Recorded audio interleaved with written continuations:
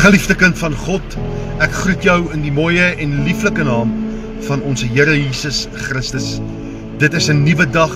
Kom ons gebruik en benut hierdie dag om die evangelie boodskap, die boodskap van verlossing te gaan verkondig aan 'n verlore mensdom in die wêreld daarbuite. Ek lees vir julle vanoggend Jakobus 1 vers 19 voor uit die kosbare woord van die Here uit wat sê: My liewe broers, dit moet julle in gedagte hou. Elke mens moet maar te gewillig wees om te luister, nie te gou praat nie en nie te gou kwaad word nie. Wat 'n pragtige skrifgedeelte is Jakobus 1 vers 19. Jakobus 1 vers 19 kom gee vir ons 3 simpel riglyne vir ons lewens. Hy sê vir ons moet dit in gedagte hou. Elke mens, wat beteken almal van ons, moet dit in gedagte hou. Ons moet maar te gewillig wees om te luister, nie te gou praat nie en nie te gou kwaad word nie. Hou dit in gedagte dat elkeen van ons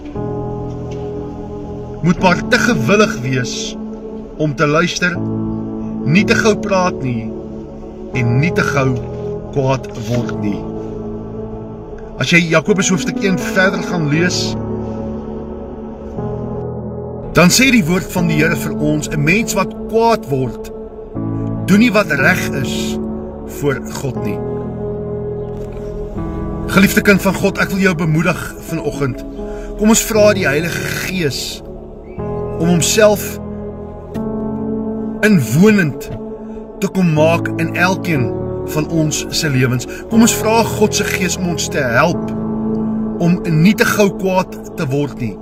Want die woord van die Here sê vir ons dat 'n mens wat kwaad word, doen nie wat reg is voor God nie. Kom ek en jy dink 'n bietjie voor ons iets sê wat seer maak as ons kwaad word. Want gewoonlik as ons kwaad word, dan sê ons dinge wat mense bitter seer maak.